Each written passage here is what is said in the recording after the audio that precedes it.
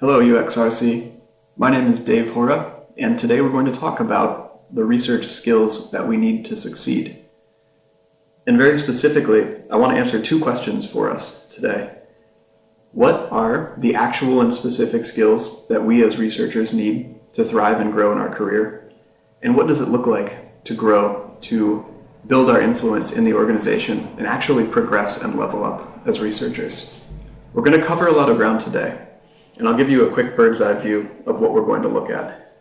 We're going to look at the actual skills and the types of skills that we need, a way that these skills fit together and build on top of each other and actually let us grow, a model for influence, a model for what it means to master each of these components of skills, a way to visualize the growth for ourselves so that we can actually discuss and make sense of it, and just a quick idea of a way that we might be able to look at these things as a team.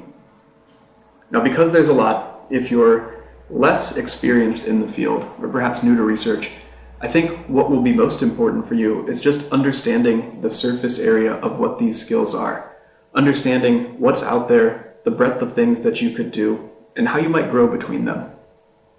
If you're a little more experienced, if you're familiar with what it is that we as researchers are doing, then I think the most important piece for you here may be understanding how to build this map, how to look at this picture, and to think about the types of questions that it allows us to ask and to answer, and the types of discussions that it can push us to have with ourselves and our teams about what we're doing and how well our skills are actually helping us achieve the larger goal of being effective and impactful researchers within the organization.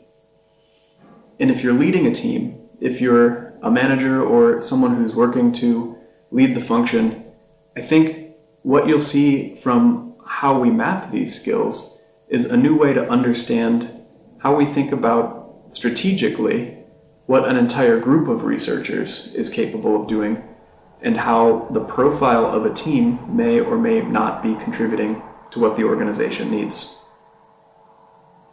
So let's dig in. A few disclaimers up front. There's a lot that we're going to cover, and all of it is available at the talk resources page that I'm showing here. So, if you like, no need to take notes. Just jot down the stuff that's most interesting or questions that you may want to ask in the Q&A. The bulk of what I'll be presenting is built on the research skills framework, and this is a project that's run over the last 2.5 years through the research ops community. I was a co-lead of that project along with my co-collaborator Tomomi Sasaki, and the project in itself is quite an interesting story. I won't talk about that here today, but there is a talk that you can look up from the 2020 Milan IXDA conference called Tools for the Trek if you want to learn more about that project. And in that project, almost 500 researchers from around the world have contributed to this new understanding of what the skills are that we need as researchers. Something like 5 or 10 volunteers for interviewing other researchers, almost 60 organizers to help run workshops in over 30 cities around the world, and 450 or so researchers and people who do research that attended these workshops discussed the practice and also sent data back to us. If you are watching this and you are a part of that, all I can say is thank you. It's a real pleasure to be able to present back what we've done in front of a larger audience. So let's get into it. What are the skills that we as researchers need to succeed? The first thing that I want to do is present you with a distinction for how we think about two broad categories of those skills: human skills and craft skills. The craft skills, what you see here in blue, are what we think of as the core work of research. What we do to collect and gather data, make meaning from it, derive insights, and really figure out what it is that we could and should be doing to serve the users that we are researching and understanding. The human skills, I think, are considered more of a second-class citizen usually. The soft skills, the squishy skills, the dark arts, as I like to call them.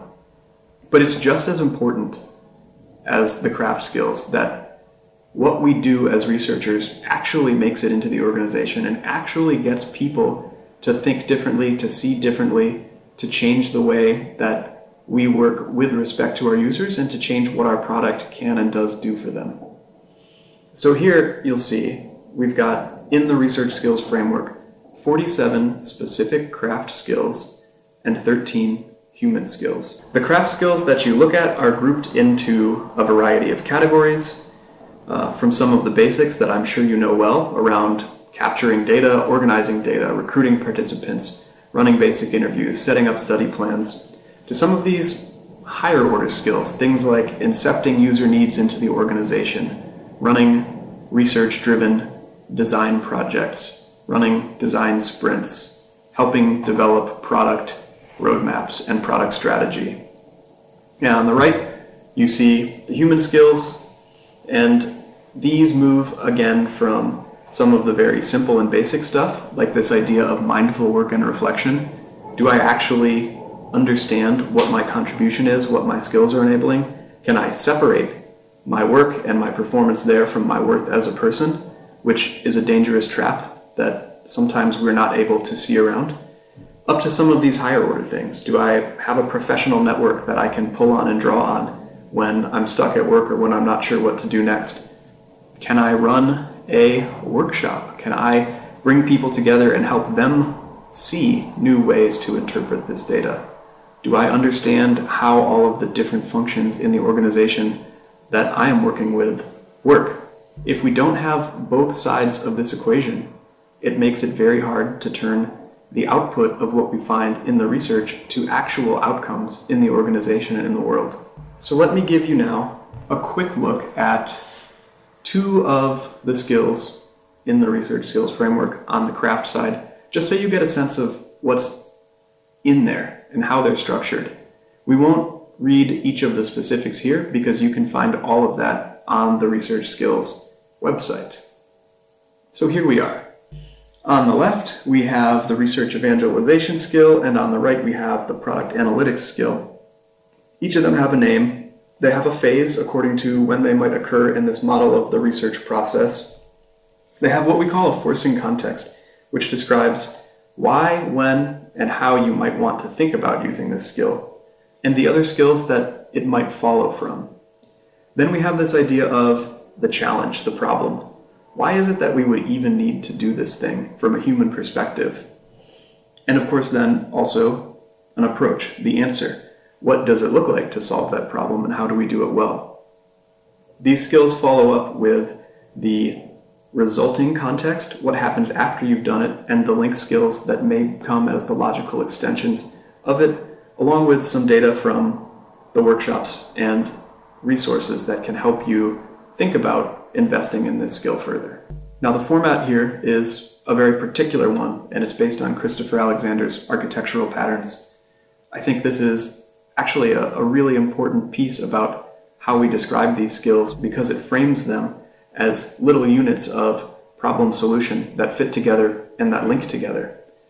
And when we look at the skills like this, we can actually zoom out and pull all of the little pieces that we need to think about what it takes to make a full and healthy research project.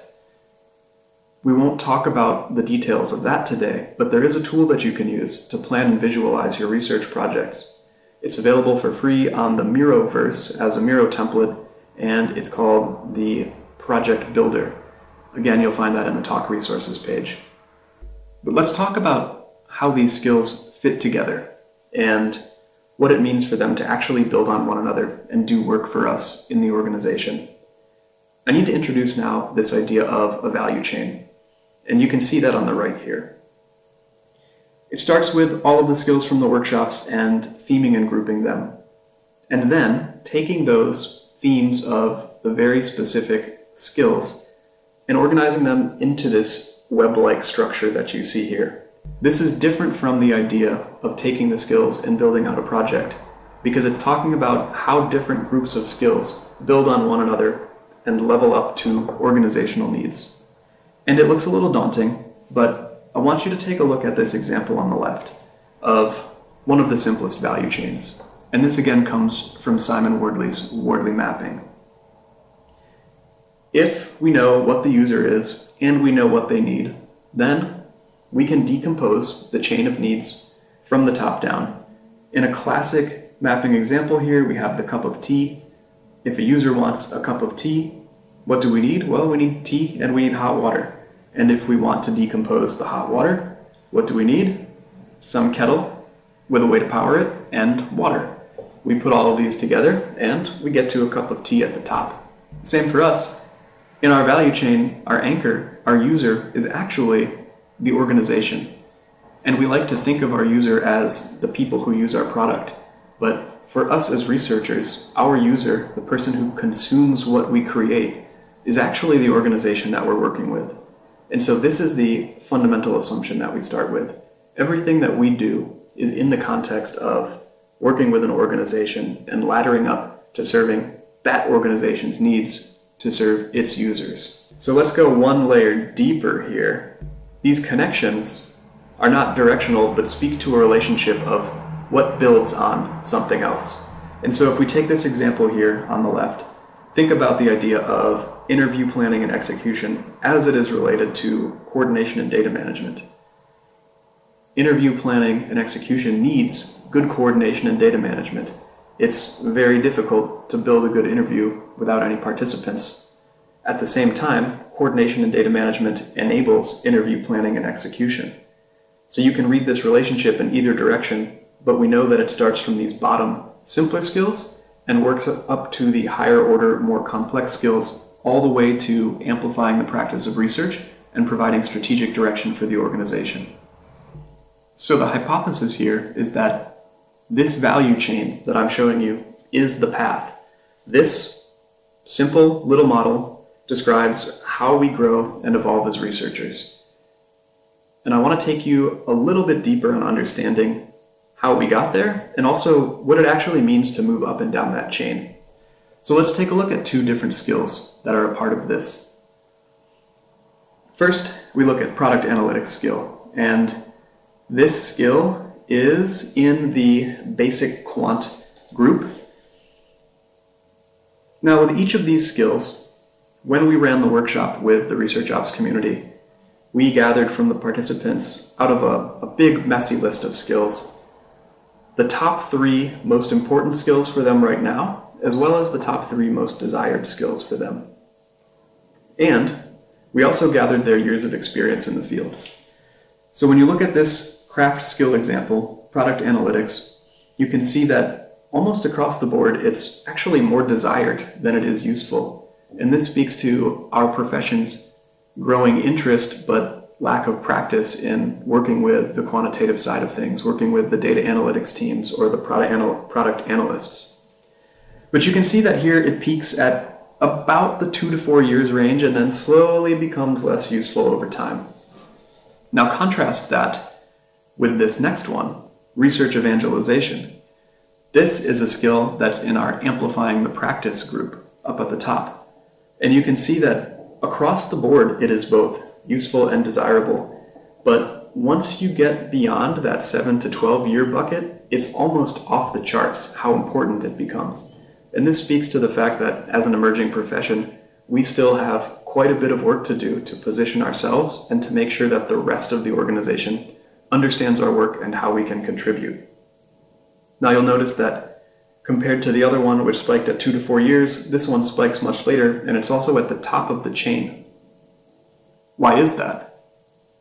Well, here's one explanation.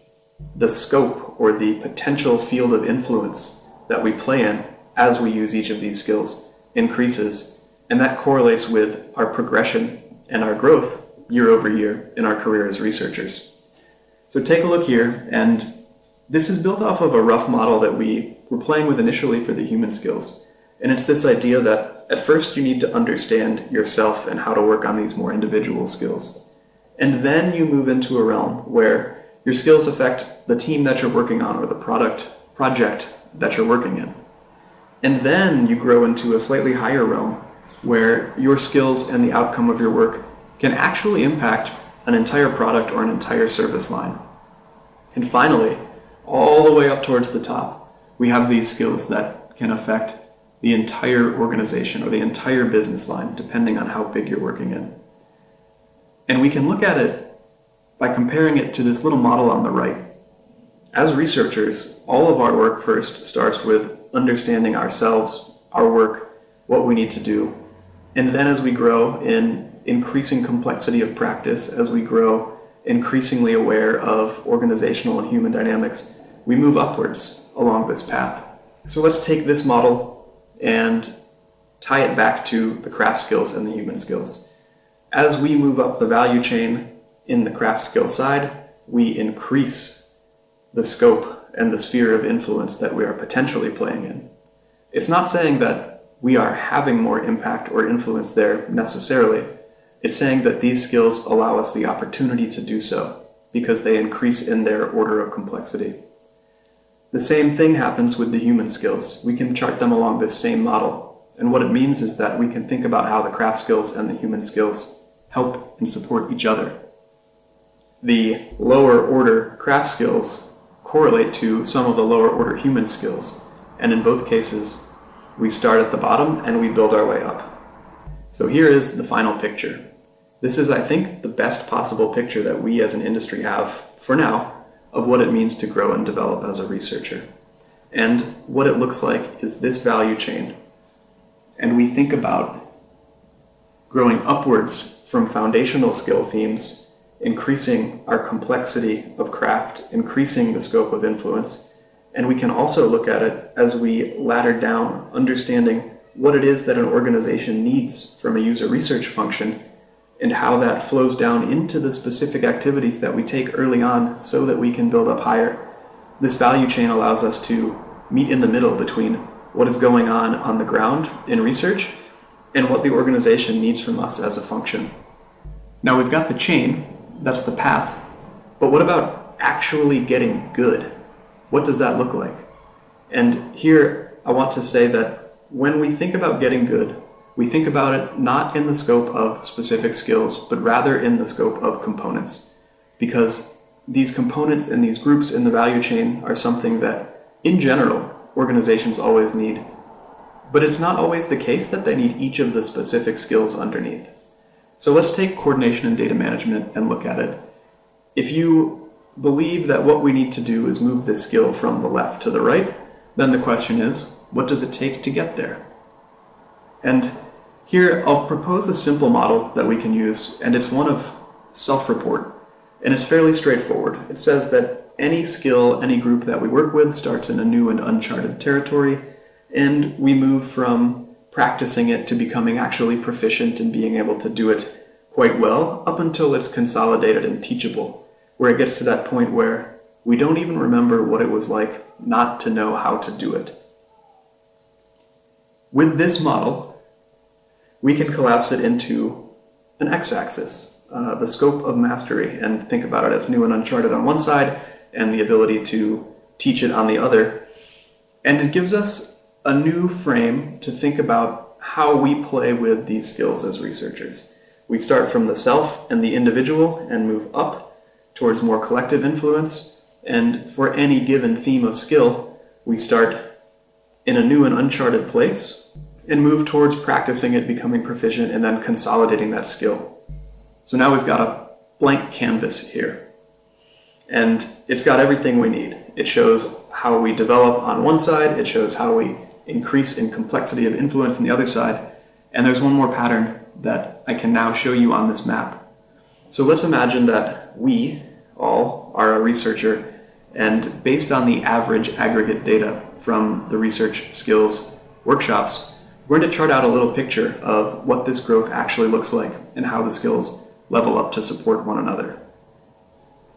So let us start here at this getting started map and say that we're about a year and a half into our career. And you can see that we're fairly proficient and almost consolidated in the skill of coordination and data management. And that's enabled us to build some basic evaluative testing, some remote user studies, as well as to run debrief and analysis sessions because we have the skills to gather the participants. We've been able to actually capture and collect some data, and now we're able to practice and learn what it means to make sense of that data. With this solid base, we're also now pushing into interview planning. We're starting to learn to do some depth interviews and maybe thinking about getting out into the field. And I think this is a pretty common starting point for a lot of researchers. It's a place where we don't necessarily have control over the types of projects that we do because we don't have enough scope of understanding of what those projects are. So a lot of it is other people helping us frame projects or giving us directives, and we're executing on it and learning how these skills work together and building a sensibility for what's going to work and what's not. Fast forward 2 years beyond that and take a look at this next one. In this map, you can see that the 4 skills that we previously had have all pushed to the right, and what this allows us to do is build higher order skills on top of them. So now, on the back of having interview planning and execution skills, we're also able to build out stakeholder engagement. Now that we know how the interviews need to happen and how the project should run, we can start working with other members of the team to pull them in at the right time. And when we have interviews and data collection and we understand how to analyze and work with that data, suddenly we're in a position to start making more complex and interesting syntheses of that data. It's a place that's a little tricky because everyone knows that we can run the basic usability projects, and at the same time, we want to explore and go further. We're finally starting to see how much more there is that we could do, but we don't necessarily have the time to do that because there's always more research to be done than there are researchers to do it. But let's say we're able to push past that. We're able to start running some of these deeper projects and actually synthesizing what comes out of that. Then what we have next is when we really start to get into the mess. Here's another 2 years forward, and if you look, those bottom right 4 skills were the entirety of our first map, and now they just take up a tiny little area down in the bottom right as they continually get consolidated. These are an interesting place to look because they force us to ask, do I need this skill? Am I still using it? What's going on here if I need to use it again? Have I taken this skill and actually turned my knowledge into something where I can teach others or into a repeatable plan or playbook? I think this is where research operations actually first developed, is we take these skills that we need for every study, these foundational things, but they just feel like they're taking up time and we shouldn't have to spend time on them because we understand so deeply what is going on there. We automate them, we start to build new processes around them, and suddenly that becomes its own area of work, taking this off of our plate. Here is a place in a researcher's career, and maybe this is something like 3, 5, 6 years in, depending on the organization, where we start to move into these higher order areas of influence. Structured modeling, something like working with jobs to be done, working with personas, building out archetypal user journeys. This is the really interesting work that can start to push the direction of an entire product or service line.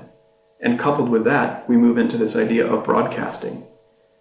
Doing the research to make these models is important, but it doesn't guarantee that the teams and the people we work with are going to understand what we create, or that they're actually going to see the value in terms of how they can use it. This is where there's a real market shift in the importance from the craft alone to really pushing on that side of human skills.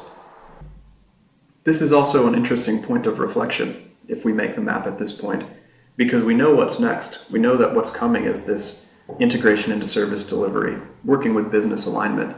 And a question that we can ask ourselves here is where I'm situated in this organization going to give me the environment that I need to practice what I'm working on now and to grow into these new skills? It's a problem that I have personally encountered and something that I've discussed with a number of other researchers, where without a clear picture of what's next or what they could or should do, it's not easy to see if this organization that they're working in at a more senior level is going to give them the path that they need to move forward.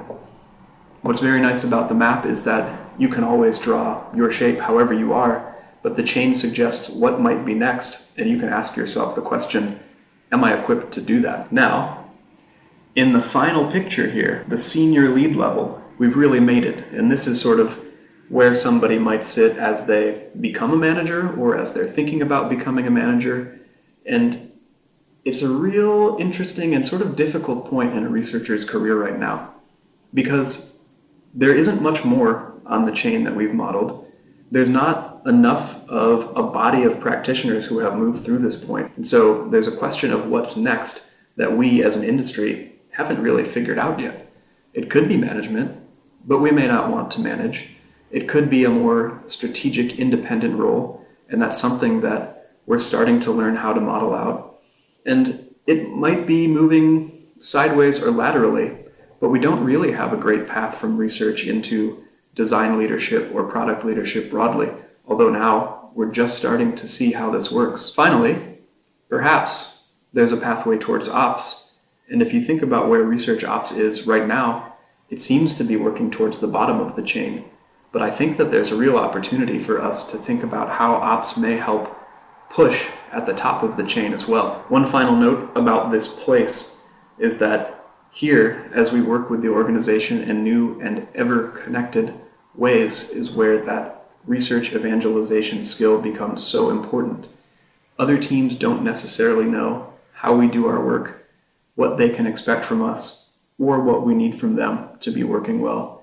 And when research is getting established and more researchers get senior, we actually need to change the way that we operate together. And that's why it's crucial and repeatedly important to be demonstrating, describing, and selling the value of this work that we're doing at the higher levels of seniority.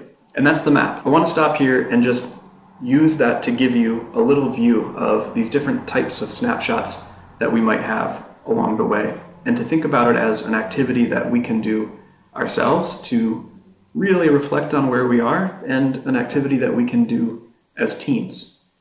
Now, just a reminder, this map is essentially taking the skills that we've already worked with and the value chain that we've put them in, thinking about how they stack up towards building this higher order of complexity and higher order of influence for us as practitioners, and then drawing it out and being able to ask questions with it. I want to give you one very brief look at what it might mean for a team to do this together and how it could give us a new sense of the research team from a strategic point of view. But this is untested and not backed by the same type of data that the framework is. So we'll just take a look, and if you're interested in exploring that further, it's something that I would love to talk with you about. So here's our very brief scenario. Imagine that you are managing a team of 3 other researchers, and in your quarterly functional retrospective, you do an activity where everybody makes their map. They mark up on the map what they've moved the most over the last 3 months. They mark up on the map where they'd like to go. And now you have some questions as a team about how well we as a team are satisfying the organizational needs that are placed upon us, and what we might be able to do, where we might be able to grow to better serve them, and to make sure that our people, each of the individual researchers, are actually growing on a useful and fulfilling path. How might we do that? Here is one tool that I think will give you a look at that. And it's essentially built on another one of Simon Wardley's tools. This one based on the idea of profiling technological systems to reduce duplication in large corporates and governments. But when we take each of these maps individually and aggregate them to see how we distribute in our skills, we suddenly have a new view about where we have strong foundations built and where we're still reaching as we go higher up to that chain. And what's interesting is that generally, as far as we found, this value chain, yes, speaks to how an individual researcher grows, but it also speaks to what an organization needs from researchers at the team level. And so it's something that we can use to profile where we find mentorship within the team, how we might want to invest in learning development and training, and how we might want to profile that next hire to make sure that we're going to find somebody who will have skills that complement what we have already, that complement where we need to build out our capability as a team, and that will be suitable for the team and role that they're going to have in the organization. And there it is. That one's just getting started. Now let's zoom out one last time and take a look at what we've seen and what it means for us. We've got the skills, human skills and craft skills, both important sides to actually making our work in the context of an organization. We've got a chain that shows the path because it's built on foundational skills that become increasingly more complex and increasingly answer towards what the organization needs of researchers. We've got a model for the growth of our influence and a simple self-report mechanism for mastery. We have a map tool that lets us figure out and ask questions about where we are right now and perhaps draw where we want to go, and the seed of a new idea for how we might think about profiling our team's capability to answer questions about research's role at a more strategic level. I hope you can take these ideas and pull them into your own practice, build on them, develop them further, and even contribute them back into the framework or share them with the community at large. It starts first by understanding ourselves, understanding the skills that we need to use on the ground, and how those build on one another to make us more complex and influential practitioners. That is the research skills we need to succeed, and thank you for your time and attention. As I mentioned, you can find all of this on the Talk Companion page, davesresearch.com/talks/UXRC 2021. All of the material that I've covered from research skills is on researchskills.net as a part of the research skills framework. All of the conversation and the community project happened within the research ops community, which you can find at researchops.community, and all of the mapping is built on Simon Wardley's open-sourced Wardley mapping. Thank you.